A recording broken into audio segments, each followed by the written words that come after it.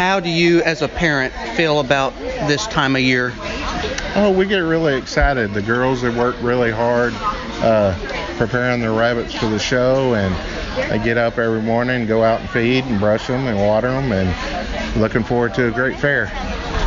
I love showing my animals because people can see my passion and what I love to do, and why I work so hard all year to make sure I'm ready for this week.